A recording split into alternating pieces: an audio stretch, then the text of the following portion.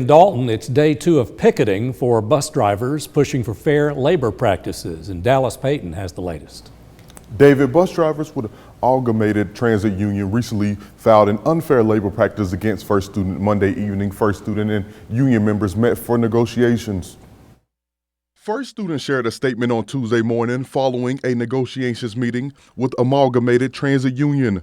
They finalized 22 contract provisions, which included 3 paid holidays, company-paid life and AD&D insurance, and premium pay for trainers. Chattanooga and Dalton ATU Vice President Chris Crow says the amendments had nothing to do with the strike. That's something they put out there to make it seem like that's what we're striking about. We are not striking about any economic things.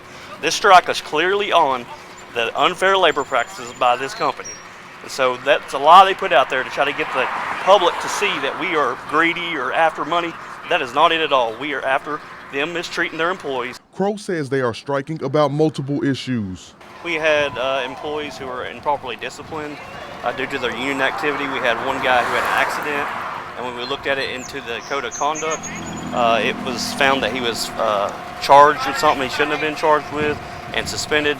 We were able to resolve that, but at that time it was retaliation because he was a union steward that helped get this union going up here in Dalton. Crow says there were also bus drivers who were promised jobs in Buffalo, New York, but never got them. We want to get these kids back to school, get these buses moving, but until they meet our demands, we're not driving these buses.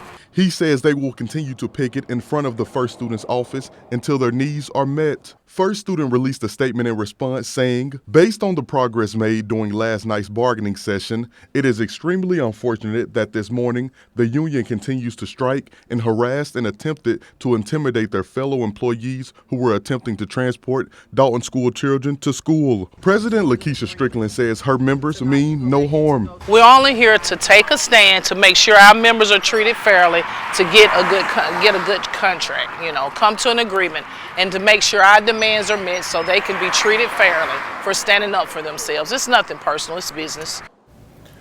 As for Dalton Public Schools, tomorrow bus routes will still be prioritizing middle school students for state testing. If your child is not able to get to school, they can continue to learn virtually through Canvas. Early drop-off times are still in effect to combat the additional traffic. You can find those times on our website. David?